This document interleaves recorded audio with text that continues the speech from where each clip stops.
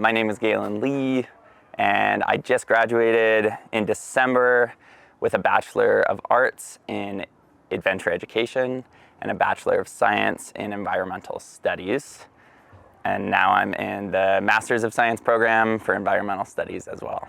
I took a class called Environmental Perspectives in Whitewater 3 years ago, taught by Joel Barnes and Kim Williams, and we got to listen to this presentation by Mike Dehoff about returning rapids in Cataract Canyon, and I was just like starstruck. I laid awake all night long underneath the Utah stars, just like thinking, how can I get involved with this work? I want to go raft rivers and do science all together at the same time. But he had already done that work up in Cataract Canyon, so I was like, where else can I do this? And Cecil was like, what about down near Lake Mead, where there was, a lake that filled up to a really high point and now due to drought has kind of disappeared.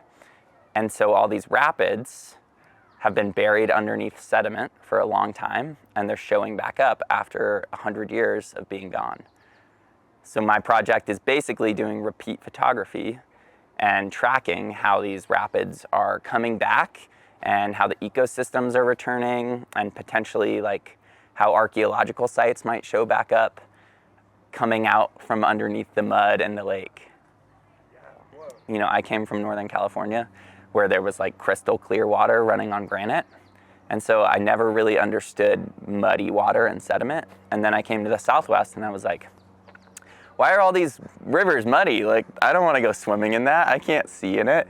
And now I have this newfound appreciation for muddy rivers and how important they are for the ecosystems. And like, I'm very curious to start researching how this lack of sediment, because we've been basically catching all this sediment in the Colorado Basin, and how that lack of sediment is affecting the Gulf of California and fisheries down there and blue whales and vaquita dolphins, like how much of that ties to the sediment in the Colorado River. Yeah, so I created 2 handbooks. One of them is basically our findings, and then one of them is a guide for how to participate in the research. So I set the whole research program up to be community engaged. So anyone who is interested and has a river permit down there, or is going on a Grand Canyon trip and is going to float the lower Western Grand Canyon, they can download this book and they can follow along, take pictures, and then upload them when they get back to service. And we can use those photos to track it, to track the reemergence of these rapids. So basically, I don't have a bunch of funding. I'm not like working for the USGS. I don't have the tools to really dive into this research like I'd like to. But if we can get a bunch of people on board, then we can get a bunch of photos coming in. And we can get a lot of people excited about environmental science, about water in the West, about how cool sediment-filled rivers are.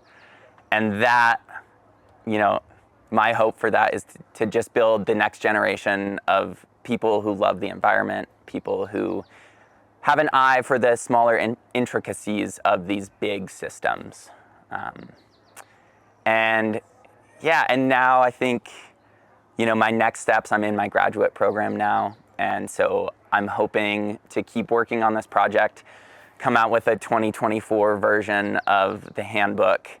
I am like hard set on not really doing much more research unless the Wallapai tribe is involved.